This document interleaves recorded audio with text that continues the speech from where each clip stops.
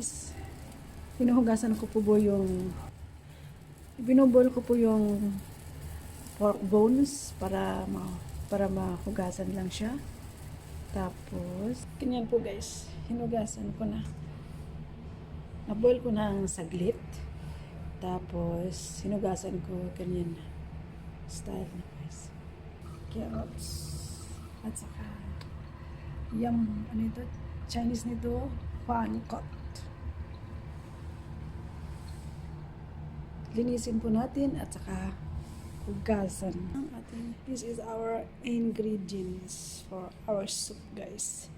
We have pork bones, yam, carrots, and beans, and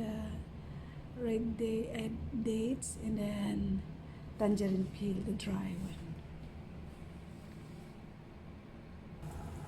Tubig dito na until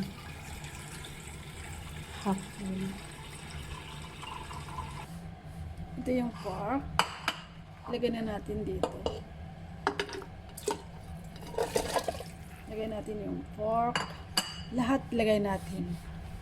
We can put them all together. Para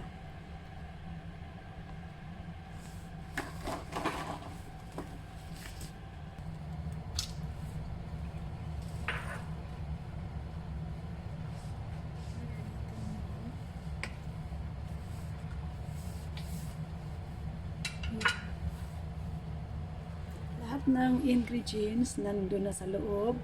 Tapos ang gawin na natin, lagyan natin ng asin. Nilagay ko po lahat ng mga ingredients, lagyan po ng asin, saka chicken powder. Huwag lagay ng maraming asin kasi mawawala yung sabaw niyan. So, pag maluto, lagyan natin uli ng asin. Or it's up to you. Kasi ganyan ang ginagawa ko nagluluto. So, this one is just leave it here for 3 to 4 hours.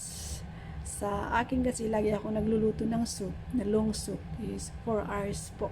Cover and wait for 3 to 4 hours guys. Tapan ko na po. Sorry po kasi iba yung kulay ng takip. Kasi yung takip nito na kakulay niya ay nabasag. Nag-order yung si Lula, iba yung binili. So okay na rin. Guys, hintayin natin po na mag-boil siya. Saka natin ipahina yung apoy hanggang sa 4 na oras po. Ayan o, nag-boil siya. So, pilitan natin yung apoy. Slowly.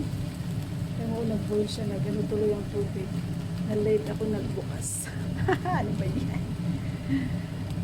More work for me. Oh dear. So, but it's okay. So, that's it. Ipahina natin yung apoy niya. Namatay kasi na ano siya ng tubig. So, ipahina natin yung apoy. Maliit. Until 3 or 4 na oras po guys. So, we'll cover again. Leave it till time comes. So, see you later. Ito na guys. After 4 hours, tignan natin. Ayan, 4 hours na luto na to.